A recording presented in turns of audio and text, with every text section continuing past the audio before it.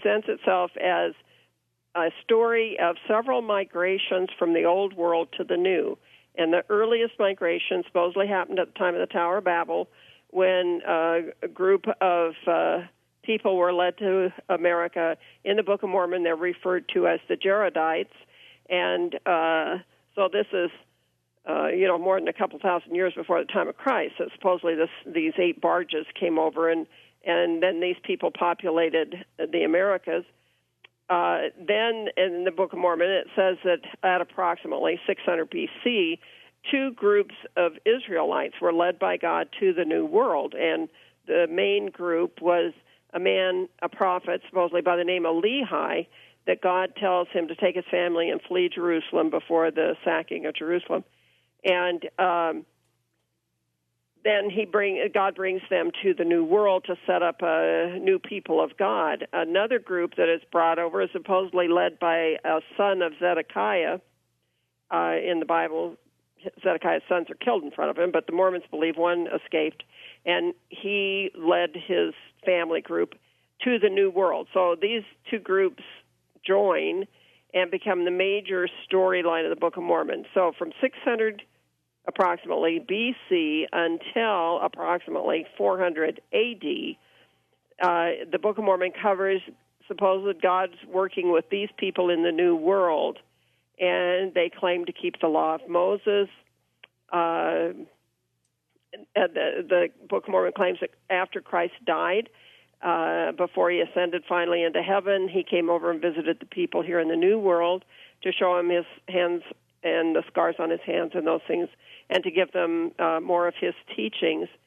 So then it goes on, the good guys and the bad guys have a big war, and the good guys get killed off. And the last guy of the good guys is a guy named Moroni, who was keeping the record of the history of these people. He buries the record in the ground, and then supposedly, fast forward hundreds of years, and you get to 1827, when supposedly God has an angel deliver to Joseph Smith the plates or the record of this civilization, these people's history here in America, is where God was dealing with them. So it's a companion supposedly to the Bible. It's like a Bible for the New World, for the people that inhabited the Americas before Columbus. So you just gave us, Sandra, and excuse my voice, an overview of sort of the historical idea that's supposed to be embedded in part and parcel to the narrative for the Book of Mormon. Right. That was pretty impressive, by the way. I don't know if people were able to process and catch all that, because if you just sort of open up the Book of Mormon and scan through and read, in some of the ones I've seen, they'll have like a little timeline on the side. But usually you're kind of like, where am I? What's going on? I see some names that are similar. I see some terminology that's similar.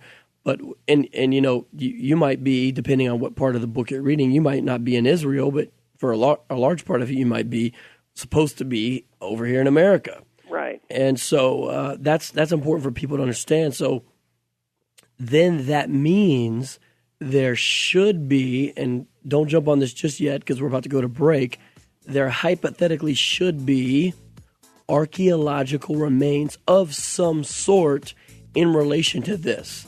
And that's what we're going to discuss on the other side of the break. Are you ready to do it, Sandra, when we come back? Uh-huh. All right, Archaeology and the Book of Mormon, Backpack Radio with Sandra Tanner and the crew. I mean, maybe you could list some of the things. So, for example, you mentioned battles that were fought.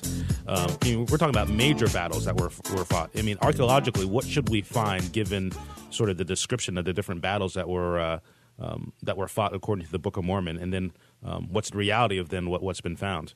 Well, when that first group of Jaredites came over, they were supposed to have killed each other off in a great battle sometime before 200 B.C., but there were supposedly millions of these people, and yet there is absolutely no evidence that this civilization ever existed. But then the next group, the Israelites that came over at 600 approximately B.C., and the major battle for them happened around 400 A.D., supposedly. And traditionally, the Mormons have all said that the battle happened at the hill Cumorah in upstate New York. That's where Joseph Smith supposedly got the plates out of the hill that the last good guy, buried in the hill for Joseph Smith later to be able to bring out to the world.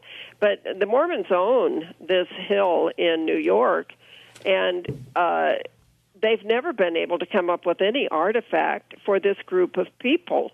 It's like trying to base your faith on a story of Atlantis. There is no artifacts that would tie to Book of Mormon culture. You can't just say, oh, well, we have artifacts of Mayans, and so therefore it proves the Book of Mormon. We got to find stuff that relates to a Jewish Christian group, not to a pagan group. The Book of Mormon specifically claims to be Jewish people who become Christians, and so there should be evidences of that in the writings or culture or whatever you would find of the remnant of the people here in the Americas. But everything turns out to be pagan. You got all the different branches of the Indians all got their own pagan myths. They aren't Jewish Christians. Now, I think, well, let's put it this way.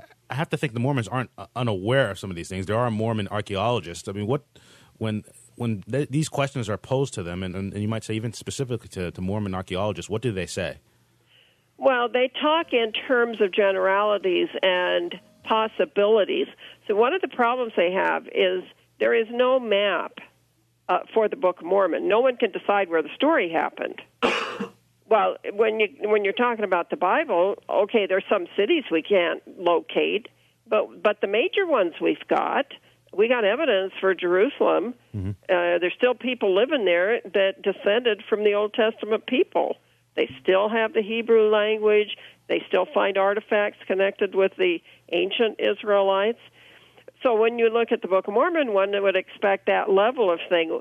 If it was a real civilization, and the last battle of the Nephites and Lamanites, the armies were being killed off by the tens of thousands at this battle, there should be some remnant of something. If you had an artifact, you would have a starting place for a map. Sandra, so in upstate New York, there's no artifacts at all? None. Well, there's artifacts for Indian stuff, but not for any foreign culture of Jewish Christian. And they don't know where in the Americas, other than upstate New York, any of this took place? Well, some would argue none of it took place in the Hill Cumorah in New York. You have different theories. This is the problem in Mormonism. You have different Mormons speculating different land masses. So you have some Mormons that will say the Book of Mormon story happened in the Costa Rica area. Some will say it happened in the Mayan area of southern Mexico and Guatemala. And then you have Mormons that argue for the Great Lakes area of the Book of Mormon. There's even some Mormons that argue for it happened in Malaysia. There's mass confusion about the maps. We'll talk more about Book of Mormon archaeology with Sandra Tanner when we come back on the other side of Backpacker Radio and ask this question: are there two Hill Cumorahs? I don't think so. We'll see. Sandra, can I clarify? Let me read something from Mike Lacona's. He has a little sort of booklet about what to say to Mormons, and you can get it free online as a PDF. Let me read this paragraph, and I think it'll help clarify. Hill Cumorah is located in New York, southeast of Rochester. Joseph Smith claimed that when Moroni appeared to him, he was told that Moroni's father, Mormon, buried the gold plates upon which the Book of Mormon was based on the Hill Cumorah just before the great final battle there, according to Mormon 6:6. In the Pearl of Great Price, Smith writes that the day after his second vision, he went to a large hill outside of the village where his family lived, the Hill Cumorah, and found the gold plates. This identifies the hill where Smith dug up the plates as the same hill where Mormon buried them and where the great battle took place. That's what I meant when I said, are there two Hill Cumorahs? Help us understand why that's significant. Okay, when I was growing up in the 1950s, we all understood that the Book of Mormon story played out its last days at the Hill Cumorah area, and that was always the common view taught years after I left Mormonism, that the main part of the Book of Mormon story happened in North America and that the last battle was in New York. However, since I left the church, there's been all this research done on it, and there's no evidence that a great battle took place at that hill, like the Book of Mormon relates. There's no artifacts or anything to show this great confrontation. As the years have gone by, the Mormon scholars have tried to figure out, trying to lay out a groundwork for where the Book of Mormon story would have taken place, and they soon realized they had a problem for proving the Book of Mormon could have happened in that area and had the battle in New York. So they came up with this limited geography for the Book of Mormon because they wanted to tie into the Mayan ruins. The Book of Mormon talks about them building great buildings. And so if they tie into the Mayan area, they got great buildings to say, see, the Book of Mormon could be true because it says they built great buildings. Here are great buildings. There aren't any great buildings up in New York as artifacts. And so they want to tie to the Mayans. But then if you tie to the Mayans, how do you get the plates to New York? So then the Mormons have to speculate that Moroni, the last guy with the plates, has to wander around for years and takes this great collection of plates from South Mexico clear up to Upper New York to bury them, for Joseph to find them. And so that's how you get to there being two Comoras, the one where the battle happened and then the one where Joseph digs the plates up. But in early Mormonism, there wasn't any difference between the two. The battle happened in New York, and that's where the plates were buried. Is that more or less official now, where in the Mayan ruins is where the that they were carried to New York and is no longer just New York where the battleground happened? It isn't clear. You will find more statements from the Church General authorities to make the Book of Mormon happen over all of North America with the last battle in New York than you would find that would line up with a Cumorah that's down in Mexico. So you have the BYU guys pressing more for this limited geography with a Cumorah down in Mexico and having Moroni carry the plates up to New York. But the church apostles have more often than not referred to the Hill Cumorah in New York as the one where the great last battle of the Book of Mormon took place. So amongst their own leaders, you do not find an agreement on location. Well, if you can't agree on even one location in the story, you cannot talk in terms of artifacts or evidences for the people. If you had any artifact, it'd help locate something. Is there anything in the Mayan region that helps them in their archaeology? Well, they can say, yeah, there's a great building. They had great civilization. They made roads. The Book of Mormon talks about roads. But the Mayan culture is a pagan culture that existed through the time period of the Book of Mormon.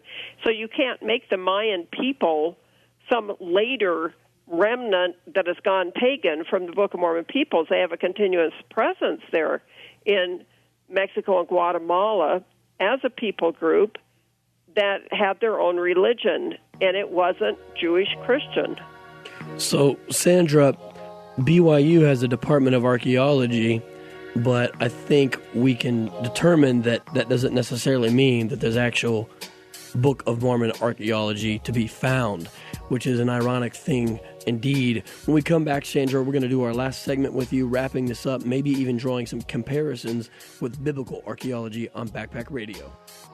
You've written also actually specifically on these topics from what I've seen, and now there's newer stuff out. Just tell us a little bit about some of the resources out there, please, Sandra.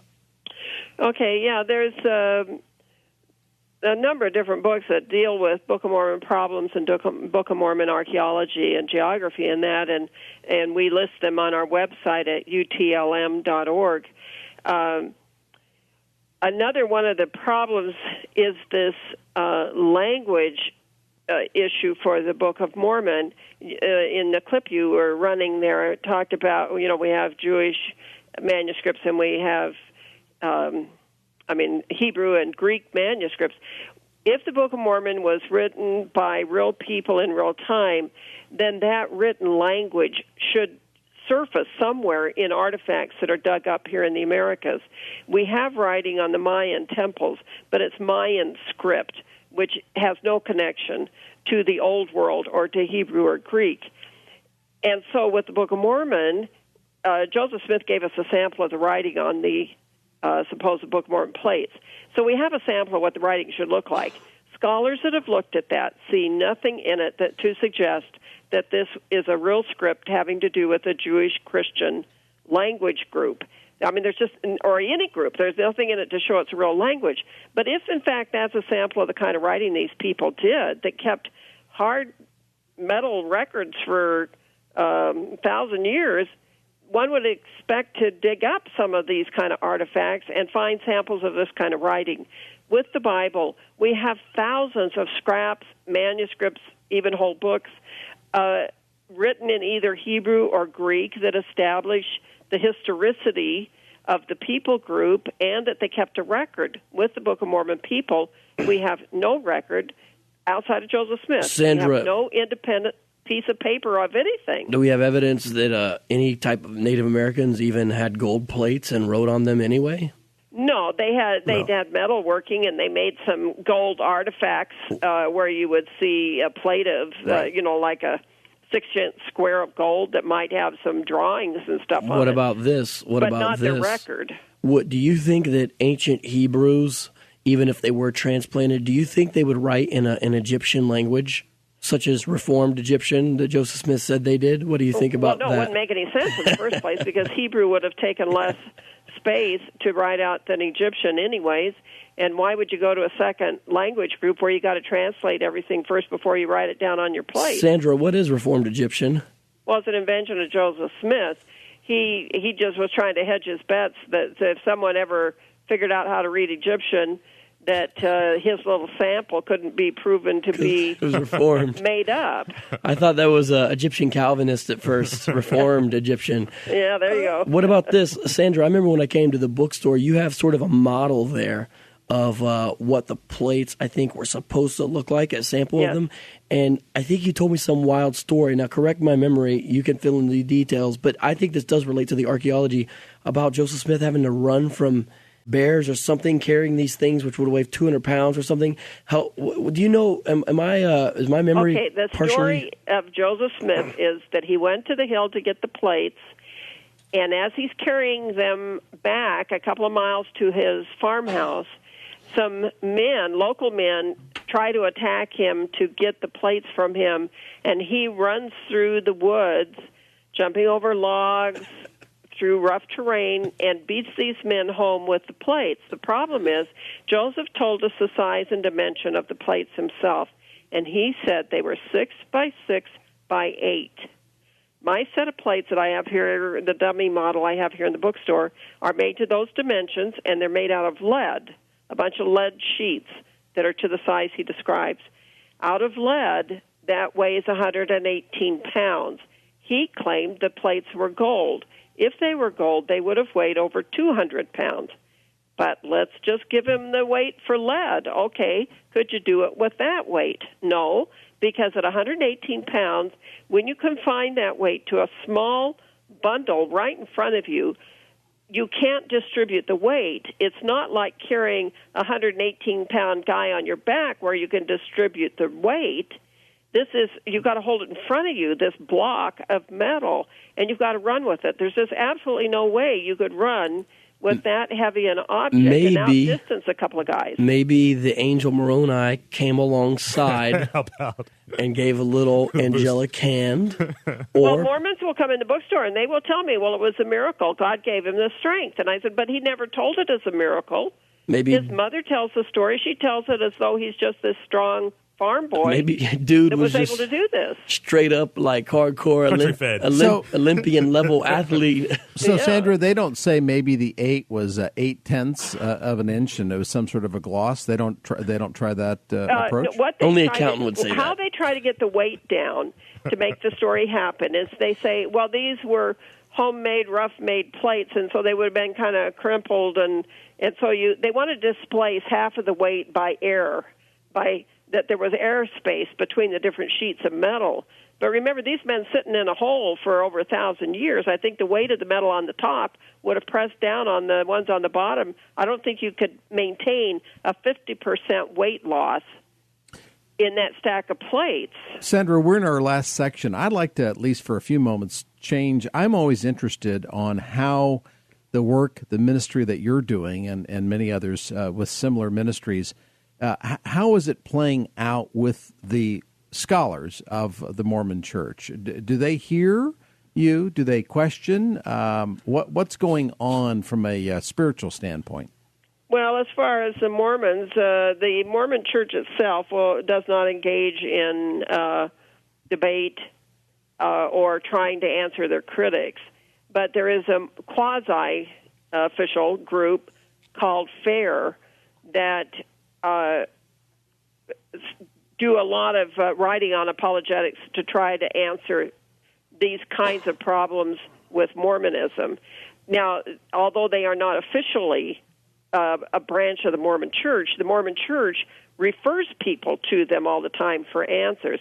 So the Mormons have a kind of deniability factor built into this. They can say, oh, you got a problem with the Book of Mormon? Well, go read FAIR. They got articles that answer all that. And then if you come back to them and say, well, this is an odd statement that FAIR made on their thing, and then the church will say, oh, well, they don't speak officially for us. So it's like they want it both ways. They want to say that's where you'll get the answer, but we're not standing behind all their answers. What do you think of FAIR in terms of the work that they're doing? Is it difficult to counteract them? Are they a formidable foe, so to speak? They are a formidable foe in that they put out so much material, and they have a huge website, and they have all kind of educated volunteers that will put out information. But we have many people coming to us who will tell me, when I first started to have questions about Mormonism, I went to the FAIR site to look for answers, and after a while I figured out that they were doing spin, that they were not really giving me the answers I was expecting if the whole thing were really true. For instance, if I told you that Joseph Smith rewrote his Revelations, and you think, oh, that's not true, and you go to the FAIR site, they're going to tell you, well, yeah, he made changes in his Revelations, but that's okay because God could tell him at any time to change anything. Right. Well, does that really help you? No, that is spin. You recommended me a good book when I was in there, Sandra, Breaking the Mormon Code, a critique of Mormon scholarship regarding classical Christian theology in the Book of Mormon by Matthew Paulson, and he deals with some of these newer things. What are some other resources, maybe specifically in this area, you'd recommend? There's The Quest for the Gold Plates was another one. The Quest for the Gold Plates, the Losing a Lost Tribe. Yeah, and then the DVDs as well. The DVDs on the Bible versus the Book of Mormon. And the DNA versus the Book of Mormon is another DVD that's really good on this. And the Bible versus Joseph Smith goes into his inspired revision of the Bible. Good. There are. Oh, my mind's gone blank. No, that's good. That's a good start. That's a good start. Certainly going to your website, utlm.org. I've just been, as we're talking, looking through it and looking at the FAQ, and you list a lot of, extremely helpful. I'd recommend people checking that out. Just as we were talking, just looking through this, it helped me understand a little bit more deeply sort of the full picture of Mormonism and what people say, what they believe. At sort of a very practical level, what I'm struck by is what we're talking about is very important, but sadly, I think the Mormon neighbor that you might have, even the missionary that might come to your door, seems almost very unaware of these things and almost just unperturbed, if that makes sense. Right, because Mormonism bases everything on prayer and feeling. Yeah. And they appeal to the emotions. Well, they want you to read a few pages out of the Book of Mormon, then pray about it, and if you get a good feeling, that's God telling you it's all true. People join Mormonism without even knowing what their real theology is. Yeah. It seems that way. It seems and there's a lot to commend there in the sense of, the family, strong families and some sense of morality. It seems a lot of people are joining for those reasons, and a lot of it sort of, as you said, experientially based, but not really knowing these things. And so how do you sort of, and maybe this, obviously prayer on Christians' part is going to be a big part of this, but how do you kind of break through and begin to help people say, well, no, there should be there needs to be a basis behind what you believe. Right. And on our website, if you go to the online resources section, there is a section on theology that it'll give you the Mormon quotes of how they explain their beliefs with Bible references coming back on it. And then there's a page on sharing your faith with a Mormon that'll help give you some ideas in a conversation with a Mormon, some things that you could say. There are tools out there that will help a person it isn't all done in one encounter. You don't just say 3 things to a Mormon and have him want to pursue Christianity. They have a lifetime of indoctrination. So we have to see ourselves as seed planters and putting questions out to them that hopefully will help drive them back to not just looking at the historical problems of Mormonism, but also drive them back to looking at the New Testament. Does the New Testament sound like Mormonism? They want to say Mormonism is a restoration of Christ's church. Then the New Testament should teach Mormonism, and it doesn't. Right. And that's why Mormonism views itself as a restorationist movement. And essentially, if you really hold to what Mormonism teaches, you have to view other versions, quote, of Christianity as distortions and corrupt. Sandra Tanner, we thank you very much for joining us on the show. Excuse my voice, that's Vocab. And I just want to let people know we did not even get to cover everything we could have covered. We could have talked about the sword of Laban, Liahona, seer stones, horses, silk, still in the New World. There's all kinds of other stuff when we talk specifically about Book of Mormon archaeology.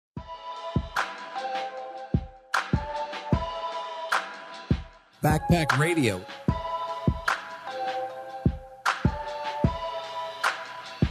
What evidence do you have that the Bible is more true than the Book of Mormon? Okay, well, let's start. I mean, really quickly. We have archaeological evidence. It says Jerusalem, there's a Jerusalem. We have genetic evidence. Talks about Jewish people. There's Jewish people. It's amazing. We talk about temples. There's a Temple Mount, Mount Moriah. It's there. Archaeological